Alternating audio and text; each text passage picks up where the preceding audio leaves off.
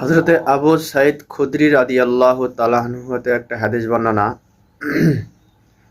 সূরা নাহলের মধ্যে আসছে যে মধু এত বড় শক্তিশালী জিনিস কিসের জন্য? মধু, আমরা যে মধু খাই, মৌমাছি থেকে যে মধু আহরণ করি, আল্লাহর নবী সাল্লাল্লাহু আলাইহি ওয়াসাল্লাম বলেছেন, মা আয়েশা রাদিয়াল্লাহু তাআলা আনহা বলেন যে আল্লাহর রাসূল সাল্লাল্লাহু আলাইহি ওয়াসাল্লাম মধু এবং মিষ্টি জাতীয় জিনিস পছন্দ করতেন।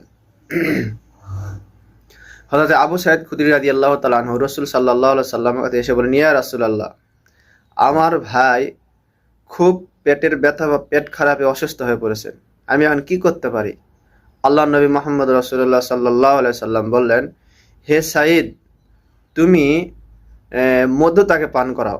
মধু তাকে পান করাও, কারণ মধুর মধ্যে আল্লাহ সুবহানাহু ওয়া তাআলা সত্যতা প্রকাশ করেছেন।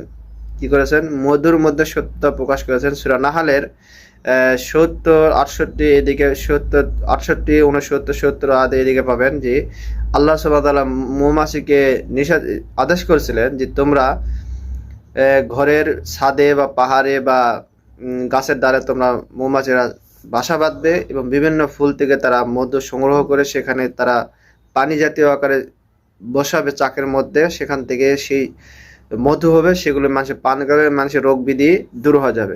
এবং সেই সময় আরবের লোকেরা মধুকে খুব ভালোবাসতেন এবং আল্লাহ নবী সাল্লাল্লাহু আলাইহি সাল্লাম যে কোনো সময় তিনি মধু পান করতেন। মধুতে অনেক অসুখের সুবিধা থাকে, শেফায়াত দান করে।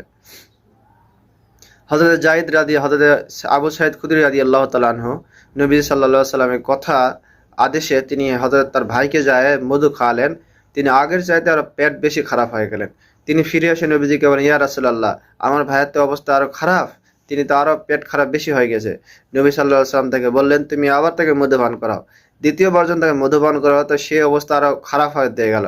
নবী করিম সাল্লাল্লাহু আলাইহি সাল্লাম বলছেন, আল্লাহ রাব্বুল আলামিন সত্য, আমি নবী সত্য, যে আল্লাহ রাব্বুল আলামিন কোরআনে যেটা বলেছেন সেটা অবশ্যই সত্য। তুমি তাকে আবার মধু পান করাও, অবশ্যই তিনি ইনশাআল্লাহ আল্লাহ রাব্বুল আলামিন তাকে শিফায়ে কামালা দান করবেন। সুবহানাল্লাহ।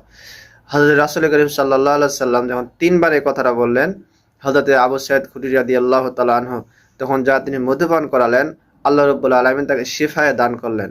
এখানে কিছু বিজ্ঞানী ডাক্তাররা বলছেন যে হয়তো সেই সময় তার পেটে কিছু প্রয়োজন জাতীয় জিনিস ছিল বা পেটের কোনো বদহজম জাতীয় জিনিস হজম হয়ে বের হতে পারে না দেখে মধু পান করার জন্য সেই জিনিসটা বিষক্রিয়া আকারে পুরাপুরি পেটটাকে পরিষ্কার করে ফেলেছেন। আল্লাহ সুবহানাহু ওয়া তাআলা এই মধুতে এত বড় শক্তি দান করেছেন যে আবু সাঈদ খুদরি রাদিয়াল্লাহু তাআলা নবীজির এই কথা শুনে তার ভাইকে যখন দুইবার আসার পর তিনবার যখন মধু পান করালেন, তিনবার আল্লাহ সুবহানাহু ওয়া তাআলা শিফায়ে দান করলেন। আল্লাহ সুবহানাহু ওয়া তাআলা সেই মৌমাছিকে এত বড়